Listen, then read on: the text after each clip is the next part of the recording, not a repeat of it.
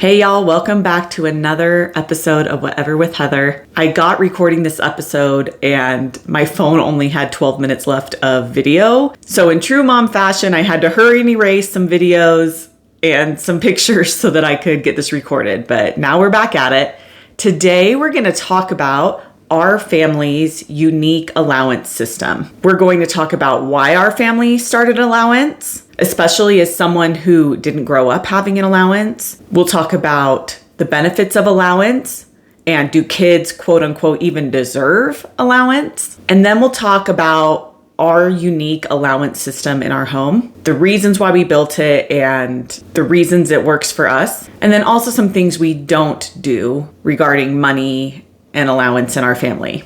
First, let me give you a little bit of background. I grew up not having an allowance. I grew up with a single mom. And so from my perspective, my mom might disagree or she might agree. I feel like we kind of split the chores in the home equally. We were both doing chores. She worked full time. I was in school full time. I don't feel like our home got super messy because there were just two of us. And obviously this is in the older years, right? Probably middle school, teen years. So we split the chores equally. And then I would get paid if I did her chores. For example, cleaning the master bathroom was her area. And if I cleaned that, I would get paid. I'd get paid like $2, but I'd get paid. At the age of 12, 13, 14, 15, I was babysitting, and that's how I'd earn some extra money. And then I started working at the age of 15, teaching swimming lessons, being a lifeguard, and that's also where I started to make my money. So that's kind of my personal background of my childhood and how I was raised. Then I became a mother, and I never really considered whether or not I would want my kids to have an allowance. At the time I was a new mom, there were really only mom bloggers that were sharing their opinions on this. So there was the camp of kids don't deserve or need to be paid for doing chores in the home. And I totally got that. And then on the other side was teaching money management to kids and giving them allowance. Totally got that too. So I really hadn't made a decision like my kids will for sure get allowance or will for sure not get allowance. Then fast forward, our kids are probably the ages of like 4 and 2 or 5 and 3, right around there. And there were a couple things that made us start to consider an allowance. So the first thing that we noticed was our children's friends, even really little, would want something and they would save up money to be able to buy that thing. And I asked one of my friends, I'm like, where are they getting the money? And this friend said, oh, they get money from aunts and uncles and grandparents for birthdays, and that's where they save up their money. In our family situation, our kids weren't getting money from grandparents. They would get gifts from grandparents, and they have one aunt and they have no cousins. And so them saving up money from family gifts was not really an option. And around the same time, our daughter really wanted a pair of light up shoes, where the heel lights up. At this point in time, we're on food stamps and I am not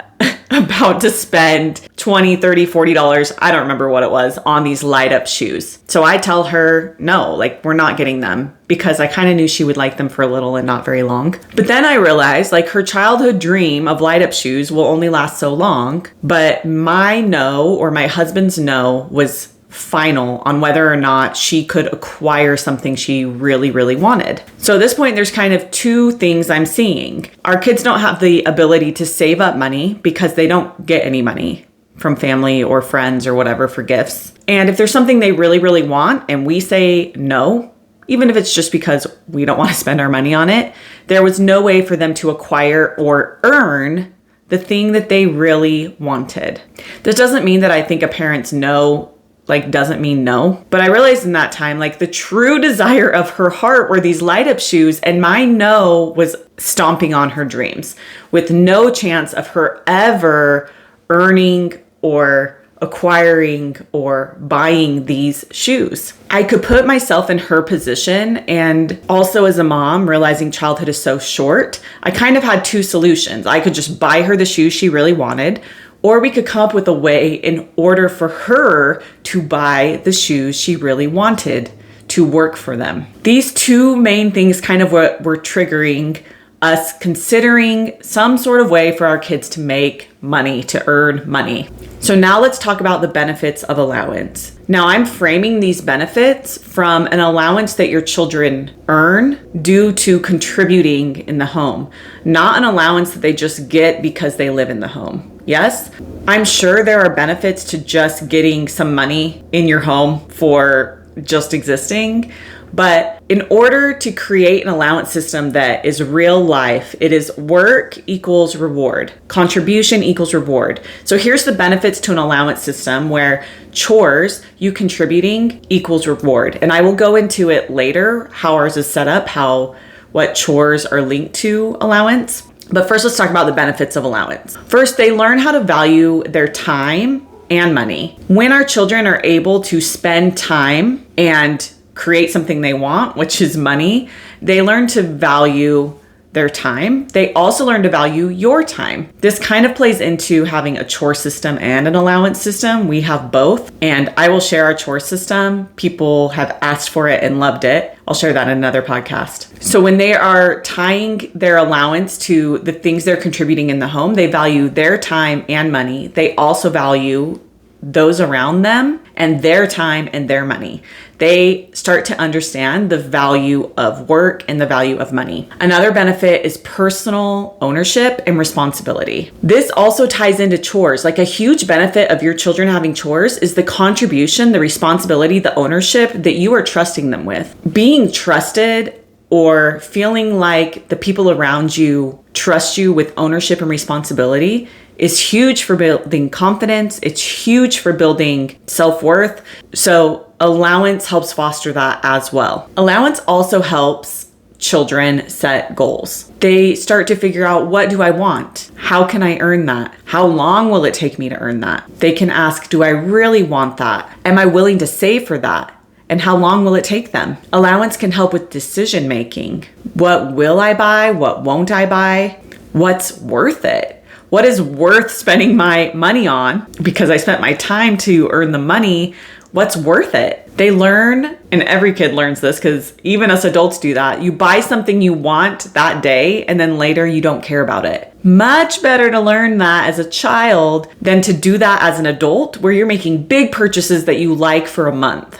If children are earning money, they can learn how to save. They can learn how to spend. They learn about working to make money. They are learning about finances. They are learning about life. A lot of our life is trading the time we have for money. It just kind of is the way the world works. Yes, there are other ways to make money than time for money, but initially it's very much a time for money type world we live in. And so the younger you can learn that, and you can start to learn how to save, and you can start to learn what spending is worth it to you, and you can start to build these habits. You've now learned them in an environment where you're not having to pay for everything. You're learning wants versus needs versus worth it at a young age. An allowance also helps them build confidence with saving and spending money. They know when they want to save, they know when they want to spend, and building that at a young age is so powerful because that can translate into the rest of your life, where as adults we know a lot of the rest of your life, if not the majority of it, is money driven. It is driven on what can you afford, what can you not afford. The benefits of learning this when you're young are endless. Learning these skills, learning the regret of buying something you didn't really want or you wanted in the moment but don't care about it later. These skills are so important.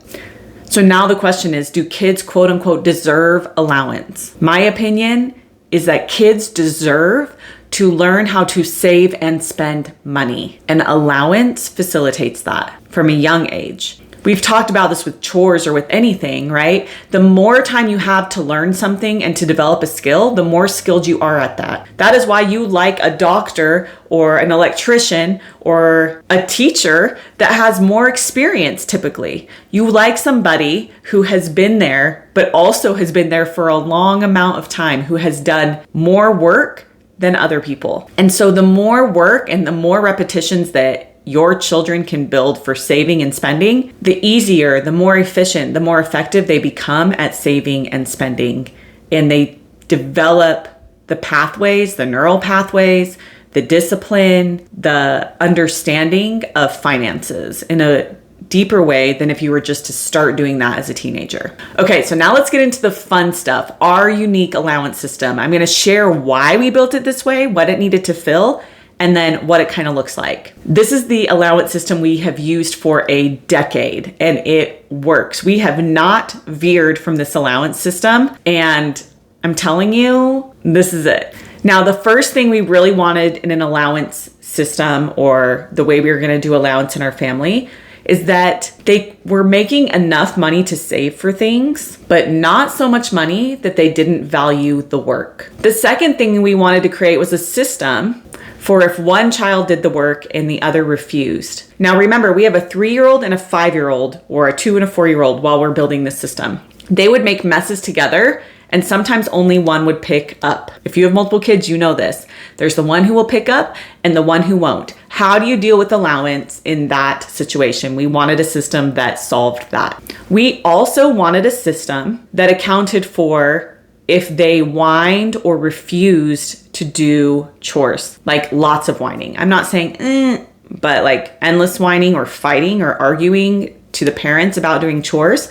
Remember, again, they're 3 and 5 years old, 2 and 4, right around there, probably 2.5 and 5. And those were things that were very real problems at that time. They can continue to be real problems now as we have 9, 13, and 15-year-old. But we needed an allowance system that accounted for refusal and accounted for whining. I'll tell you why whining in a little bit. So here's the result, what we created.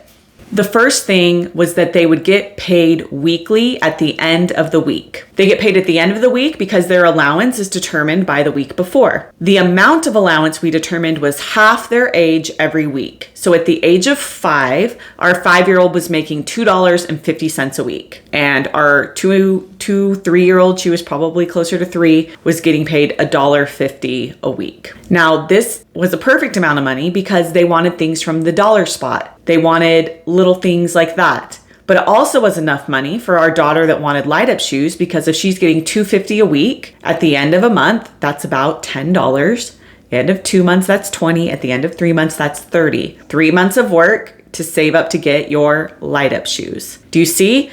In order for her to get what she wanted, it would take saving, determination, setting a goal, and continuing to go for it, not veering, not buying the thing from the dollar spot. Our daughters were so young at this age. Of course, we're newer parents, so they felt really old, but looking back, they're so little, but they understood this. We also said that since they were getting money, when we would go to Target or Walmart or H-E-B, our grocery store here, when we would go there and they wanted like a treat at checkout, that was for them to buy. So we no longer had to answer for, I really want this treat, or can I have a treat? Because they now had the money to buy it. So we stopped buying treats. Now, of course, this isn't rigid. This doesn't mean we never buy our kids any treats or anything fun.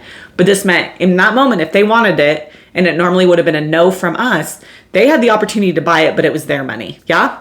So they would have weekly pay. The pay is based off of half of their age, and they had a set list of chores or responsibilities. At the age of 3 and 5, what did this look like? Their weekly responsibilities would be picking up their things, folding their laundry. Yep, they mostly folded their own laundry at that age, the 3-year-old-ish, but for sure the 5-year-old. They were responsible for picking up their things and folding their laundry. That is where it started, those two things. And they would do that, and at the end of the week, they would get their allowance. Now, for a 3 to 5-year-old, you know the messes they make. So picking up things is not a small task. It's a big task. And here is how this played out if sometimes our 3-year-old would pick up and our 5-year-old would refuse.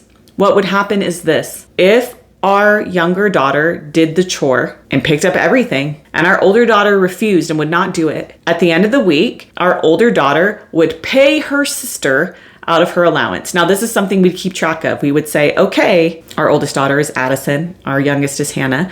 We'd say, okay, Addison, since you did not do the chore, you're going to be paying Hannah $1 out of your allowance at the end of the week. And therefore, Hannah's allowance at the end of the week would be $2.50 and Addison's would be $1.50. Sometimes it was a 50-cent difference. Sometimes it was $1. But at these younger ages, the transferring of money happened semi-frequently because one would do the work and one would not do the work or would throw a fit about it. This made the situation way more fair for the child that was actually doing the chore, and there would be a consequence for the child who was not doing the chore. It was an exchange in valuing each other's time and valuing each other's work. This worked so well to the point now where this never happens. To the point now where the transferring of allowance does not really exist in our family. Nobody is transferring their money to anyone else because they're all doing their responsibilities. Now let's talk about whining. If they would whine and whine and whine and whine at me when I've asked them to do a chore that they know they needed to do, they would have to pay me out of their allowance at the end of the week for wasting my time, for wasting my energy. Or if they both refuse to pick up, then they would both pay me at the end of the week. And at that moment, we'd be like, okay,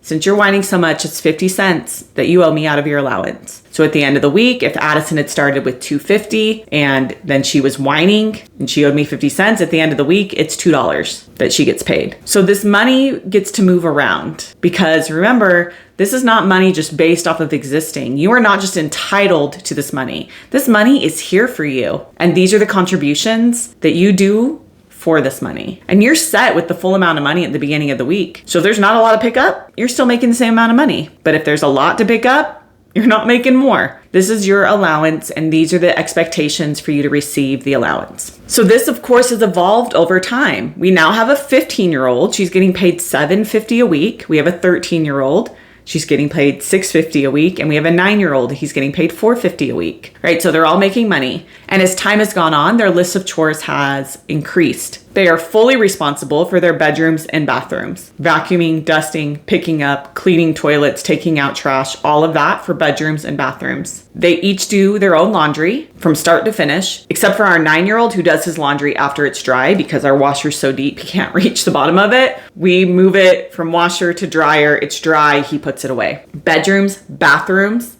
laundry. Anytime we ask them to do something for the dog, like feed the dog or get the dog water or let the dog in or out, dog chores are included. And then also a zone. Now, we did the zone system a lot when we homeschooled because they were home more. Now I just pick out 1 or 2 chores each day. Sometimes it's 1. It's usually 1. Sometimes it's 0 that they're going to do that day. Or I'll say, hey, pick a chore. So the other day, my daughter was like, hey, I'm going to dust these blinds. I'm like, perfect. Love it. And I don't remember if I mentioned they also do a kitchen chore, whether that's unload, load, or wash big dishes or put away big dishes or wipe down counters.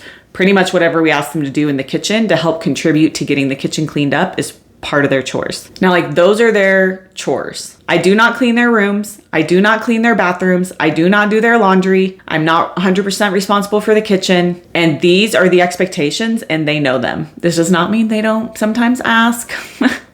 Like, can we do technology? Can we play some video games before their chores are done? No, they continue to ask because they're human children. But they know the expectations. So we're just like, hey, is your stuff done? Are your chores done? At the end of the week, they receive their allowance. And right now it's all just in an Excel spreadsheet because that's how I do it. There are apps for doing that. But we haven't done like Greenlight's an app where you can set an allowance where they have debit cards. We just haven't done that right now. It's not something we need right now as a family. So ours is just all in an Excel spreadsheet because that's the phase of life we're in. When they were kids, they wanted the money. They wanted the cash money in their hands and totally got that. And the other thing that we have used this allowance system for, as time went on and they don't really whine about chores that much anymore, they've learned to just get it done, which is amazing considering they're 15, 13, and 9. And for the most part, our children don't whine about chores anymore. This took years and years. And I'm so grateful to past me and my husband, like way back in the past, that we just stuck with it because now we have older children and they have put in the repetition and the understanding and have built the resilience to do chores and do work. We do not expect them to like have a positive attitude and just love the chores they do because I don't love all the chores I do.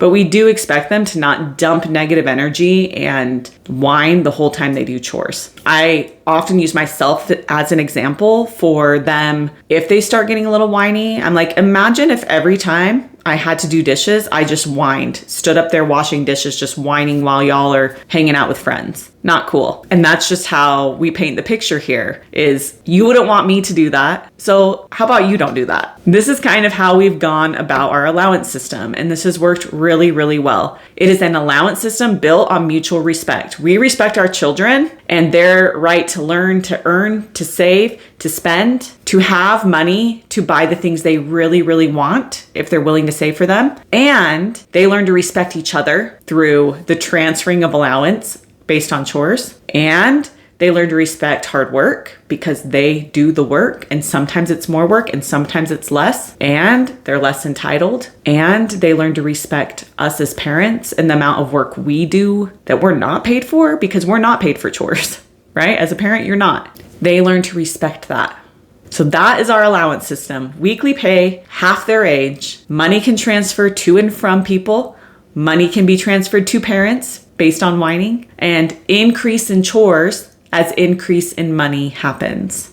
One other caveat to this would be like, do you give extra money for extra chores? Yes, we do. So if there's something like, hey, one of our kids really, really wants to earn money and I really need the art closet organized, or I really need something done that would normally be a me thing, they can get paid for doing things like that. Now, what do we not do that some people do? We do not give our children money for grades. I didn't get money for grades, and we do not give our children money for grades. I don't disagree with parents that do that. I understand parents wanting to incentivize that. We just don't. We also are careful to not underpay or overpay for chores. So for example, me cleaning my mom's entire master bathroom that probably took me an hour or two as a kid, I'd get paid $2. Once again, it was different times. We got paid a lot less then, but we do not underpay and we do not overpay. When we are determining the amount to get paid for a typical chore, in my brain, I'm kind of basing it off a rate of about $7 an hour. Now, why not 15? Because that's what they get working somewhere else. $15 an hour is not $15 an hour because you're going to pay taxes, right? Also, teenagers don't need the $15 an hour wage that's going on right now because they don't have homes and cars. So they are not paying for living expenses. So my children don't need paid a living wage. Yeah, a living wage is probably considered about $15 an hour right now, although I disagree that that's a living wage, but that's kind of what you go to Chick-fil-A around here and get paid $15 an hour. So high schoolers get paid $15 an hour, but in our home, they get paid probably $7, $8 an hour because that is fair. It is not over and it is not under. It is realistic pay. We also don't pay for everything extra they do. I gave you the list of what we expect them to do, their expectations. Clean their room, their bathroom, something in the kitchen, whatever their chore is in the kitchen, their laundry, pick up their stuff around the house, help with the dog, and then an extra area in the house. Those are kind of the base of chores, but we don't always pay for everything extra they do. Sometimes the house has gotten a little away from all of us and we'll do a 15-minute cleanup where we are picking up as a family. So sometimes you're picking up other people's things. This also builds teamwork and mutual respect. They are not always paid for this, and there is not really argument. This is building teamwork. This is building a good, healthy family dynamic. And after those 15-minute pickups, I always make sure to say, thank y'all for your 15 minutes. Because here's the thing, they didn't have to do that, right? I also don't have to do it because somehow we have everybody's stuff everywhere. We all know that this happens. It's everyone's stuff everywhere. And those 15 minutes, all of us contributing, is like one of us doing an hour and 15 minutes of work. And they've learned to respect the 15-minute pickup and we just do it, get it done, and it always makes such a big difference. The other thing we don't do is expect the same amount of work in the summer as in during the school year. Now, when we homeschooled, their level of chores was always the same. Now that they are in school and have less hours and they have after school activities and sometimes before school activities, we do not expect the same. So they still kind of have those base chores that I listed earlier, but during the school year, we don't do zones. And the zone is a much bigger thing. You're in charge of the entire office. And during that week, you dust and vacuum and blinds and all of the things listed on that. You do that during the week. We do not do that during the school year. We also understand that part of being a kid is to enjoy your life. And so we do not drown them just to drown them in chores. Definitely intentional reasons. Why are we doing this? What is the benefit? Who does it help? How do they grow? And that's what we're asking when we build anything in our family, the chore system or the allowance system. Our biggest goal as parents is to build long-lasting relationships with our children and to raise capable humans. We want them to reach adulthood and not be overwhelmed by all the things that come with being an adult. They probably will be overwhelmed by a lot of it anyway, but we can set a really nice foundation of chores and daily tasks so that they can build that, and also saving and spending. That is a foundation we can build for them moving forward into adulthood. We want them to feel capable. We want them to know that we believe they are capable. We want them to know that we trust them. So we give them opportunities to build trust. I'll do a whole separate podcast on trust, because trust is an interesting thing to teach children, and teach it in a way that makes sense to them and is actually fair, because sometimes you don't trust all your children equally. I'll do a whole podcast episode on that. But this is what we are trying to instill in our children. This is our unique allowance system. I hope this served you. If you have any questions, send me a DM on Instagram or comment on the video on YouTube, and I would love to get back with you. I'll probably eventually do like a formal YouTube video on this where I break it all down with charts and stuff. But for right now, this is it. Let me know if you decide to do an allowance system similar to this, because I'd love to hear it. I know multiple families that have taken this system and have loved it. I'm so excited to have gotten to share this with you today. And thank y'all for being here. And I will see you next week. Bye.